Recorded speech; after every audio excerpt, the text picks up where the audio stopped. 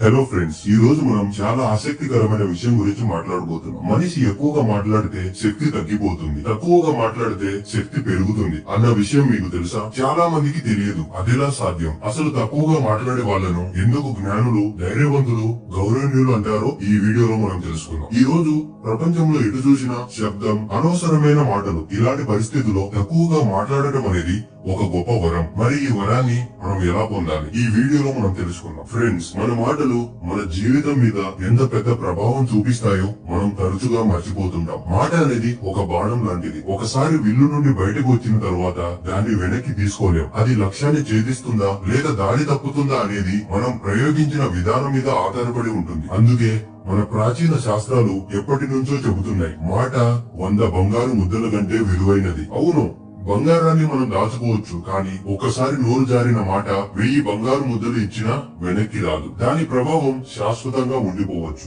ఎక్కువగా మాట్లాడేవారు చాలా సార్లు అనవసర విషయాలు చెబుతూ తర్వాత అయ్యో అనవసరంగా మాట్లాడానే అని పశ్చాత్తాపడతారు. మీరు ఎప్పుడైనా గమనించారా? ఏదైనా ఒక మీటింగ్ లో, స్నేహితులతో సంభాషణలో మనం ఆనందంతోనూ తొందరపాటులోనూ ఏదో ఒకటి మాట్లాడేస్తాం.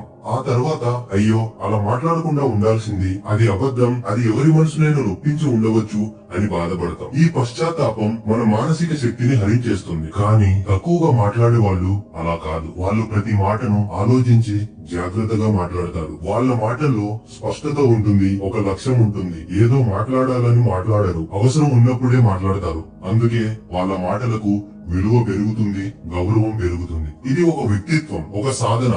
మన మాటలను మనం నియంత్రించుకుంటే మన జీవితంలో చాలా సమస్యలు నివారించుకోవచ్చు. అందుకే మనం మాట్లాడే ముందు 1కి 10 సార్లు ఆలోచించాలి. ఈ మాట అవసరమా? దీని వల్ల మంచి జరుగుతుందా లేదా చెడు జరుగుతుందా అని పరిశీలించుకోవాలి. అప్పుడే మన మాటలు బంగారంతో సమానమవుతాయి. ఎక్కువ మాట్లాడటం వలన మనసు ఎప్పుడు అలజడిలో ఉంటుంది. ఇది నిజం. మీరు ఒకసారి గమనించండి, మనం ఎక్కువగా మాట్లాడినప్పుడు మన మెదడు ఎప్పుడు ఆలోచిస్తూనే ఉంటుంది. ఏం చెప్పాలి, ఎలా చెప్పాలి, ఎదుటి వాళ్ళు ఏమనుకుంటారు అని. ఈ నిరంతర ఆలోచనలు మనసును అలసిపోయేలా చేస్తాయి. సరిగ్గా నిద్రపట్టదు, ప్రశాంతత ఉండదు. ఇది మన ఆరోగ్యం మీద కూడా తీవ్ర ప్రభావం చూపుతుంది. అధిక రక్తపోటు, ఒత్తిడి వంటి సమస్యలకు దారితీయవచ్చు. కానీ తక్కువగా మాట్లాడటం వలన మనసు ప్రశాంతంగా ఉంటుంది. మాటలు తగ్గితే ఆలోచనలు కూడా తగ్గుతాయి. ఆలోచనలు తగ్గితే మనసులో ఒక రకమైన శాంతి నెలకొంటుంది. బుద్ధుడు చెప్పిన ఒక అమూల్యమైన మాట, silence is the best answer to all questions. అవును, కొన్నిసార్లు నిశ్శబ్దమే అన్ని ప్రశ్నలకు సమాధానం అవుతుంది. మనం కోపంగా ఉన్నప్పుడు, ఆవేశంగా ఉన్నప్పుడు వెంటనే ఏదో ఒకటి అనేయాలనిపిస్తుంది. కానీ ఆ క్షణంలో నిశ్శబ్దంగా ఉంటే ఆ తర్వాత మనకే తెలుస్తుంది ఎంత మంచి నిర్ణయం తీసుకున్నాను అని. మనిషి నిశ్శబ్దాన్ని అలవాటు చేసుకుంటే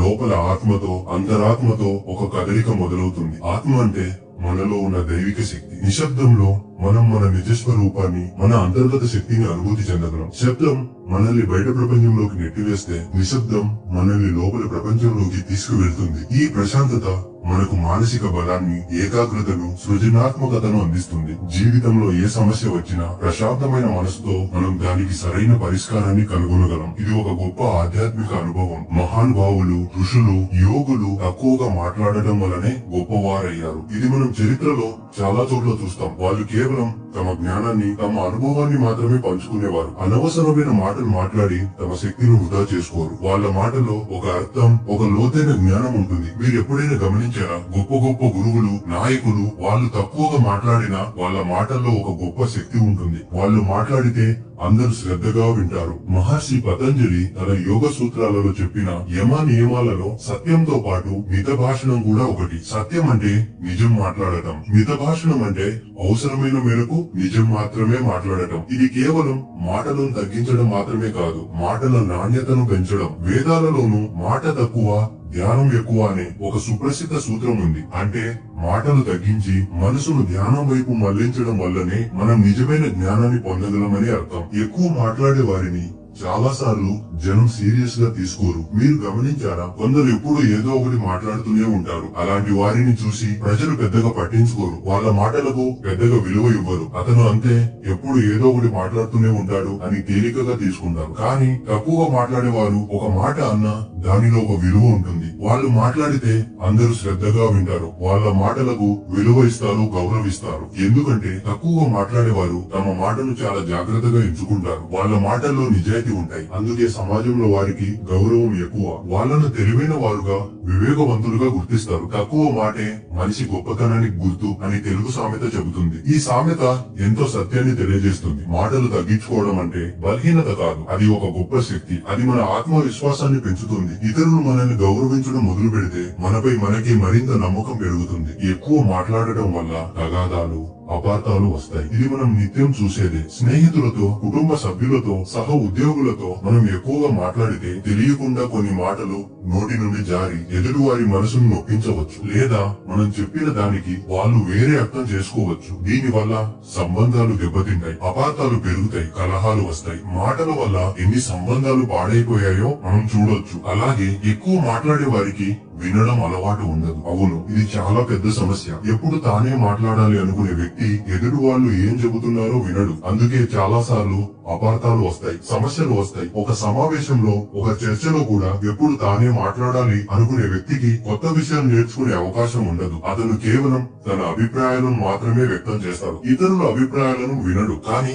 తక్కువ మాట్లాడేవారు ఎక్కువ వింటారు. అందుకే ఎక్కువ నేర్చుకుంటారు. వినడమే ఒక జ్ఞానం. ఇది నిజం. మనం నిశ్శబ్దంగా ఉన్నప్పుడు ఎదుటివారు ఏం చెబుతున్నారో మనం శ్రద్ధగా వినగలం. వాళ్ళ భావాలను, వాళ్ళ ఆలోచనలను అర్థం చేసుకోగలం. దీనివల్ల మనకు కొత్త విషయాలు తెలుస్తాయి. మన జ్ఞానం పెరుగుతుంది. విన్నవాడు తెలుసుకుంటాడు, తెలిసినవాడు జ్ఞాని అవుతాడు. ఇది జ్ఞానాన్ని పొందే అత్యంత ముఖ్యమైన మార్గం. తక్కువ మాటల వలన మన అంతరాత్మని స్పష్టంగా వినగలుగుతాం. అంతరాత్మ అంటే మనలో ఉండే మంచి చెడులను చెప్పే ఒక సూక్ష్మమైన స్వరం. మనం గోలగోలగా ఉన్నప్పుడు ఈ స్వరం వినిపించదు, కానీ మనం నిశ్శబ్దంగా ఉన్నప్పుడు ఈ స్వరం స్పష్టంగా వినిపిస్తుంది. ఏది మంచి, ఏది చెడు అని అది మనకు తెలియజేస్తుంది. యోగులు, మునులు, మహర్షులు మౌనాన్ని ఎందుకు ఆచరించారో ఇప్పుడు మీకు అర్థమవుతుంది. వాళ్ళు బయట ప్రపంచం నుండి తమను తాము వేరు చేసుకుని అంతర్గత ప్రపంచంలోకి ప్రవేశించడానికి మౌనాన్ని ఆశ్రయించారు. మౌనం అనేది మాటల కంటే గొప్ప ఉపన్యాసమని రమణ మహర్షి చెప్పిన మాట ప్రసిద్ధం. ఆయన ఎక్కువ మాట్లాడేవారు కాదు, కానీ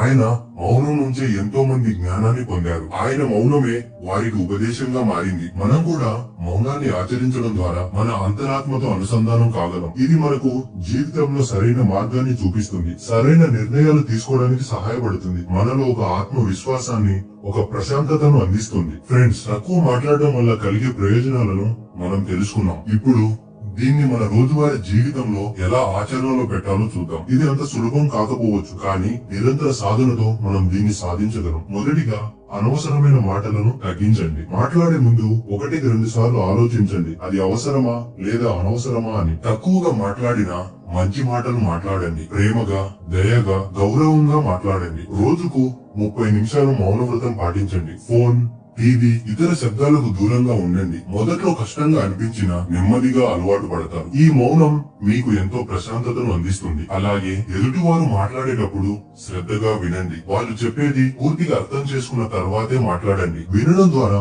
మనం చాలా నేర్చుకోగలం. ఈ చిట్కాలను పాటించడం ద్వారా మీరు నెమ్మదిగా తక్కువ మాట్లాడటం అనే అద్భుతమైన లక్షణాన్ని అలవర్చుకోగలరు. ఇది మీ జీవితాన్ని సమూలంగా మార్చివేస్తుంది. తక్కువ మాట్లాడటం అనేది బలహీనత కాదు, అది ఒక గొప్ప శక్తి. ఇది మీలో దాగి ఉన్న సామర్థ్యాన్ని బయటకు తీసుకువస్తుంది. మాటలు తగ్గితే మనసు ప్రశాంతం అవుతుంది. మనసు ప్రశాంతమైతే ఆత్మ వెలుగుతుంది. మన జీవితంలో మనం ఎదుర్కొనే చాలా సమస్యలకు మూలం అనవసరమైన మాటలు, అనవసరమైన ఆలోచనలు. వాటిని నియంత్రించుకుంటే మన జీవితం చాలా ప్రశాంతంగా మారుతుంది. అందుకే మన జీవితాన్ని మార్చుకోవాలంటే మాటలను నియంత్రించడం మొదటి అడుగు. ఇది కేవలం నోరు మూసుకొని ఉండడం కాదు, ఇది ఒక స్పృహతో కూడిన నిర్ణయం. ఇది ఒక సాధన. మీరు ఈ రోజు నుంచి ఒక మార్పు మొదలు పెట్టండి. అనవసర మాటలను తగ్గించండి. మీరే గమనిస్తారు, మీలో శాంతి పెరుగుతుంది, జ్ఞానం పెరుగుతుంది, గౌరవం పెరుగుతుంది. మీ జీవితం మరింత అర్థవంతంగా మారుతుంది. ఈ వీడియో మీకు నచ్చిందని ఆశిస్తున్నాను. ఇలాంటి మరిన్ని మంచి విషయాలు తెలుసుకోవడానికి మా ఛానల్ ని సబ్స్క్రైబ్ చేసుకోండి. మీ అభిప్రాయాలను,